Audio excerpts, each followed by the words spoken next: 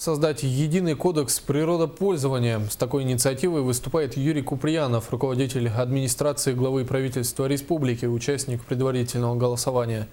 Он предлагает включить в кодекс природопользования основные положения федеральных законов и закрепить в нем основные принципы использования природных объектов.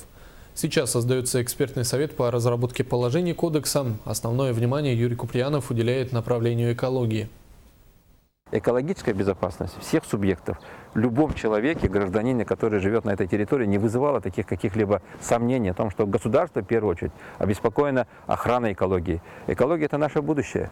И то, чтобы отходы не хранились в зоне Арктики, чтобы то производство, которое сегодня добывает и приносит прибыль экономике страны, нашей экономике, структуре экономики нашей республики, в любом случае, в первую очередь, боролось за то, чтобы оно было экологически чистым производством. Мы, якутяне, должны ставить этот вопрос в Российской Федерации. И ставить сильно, громко. Нас услышат.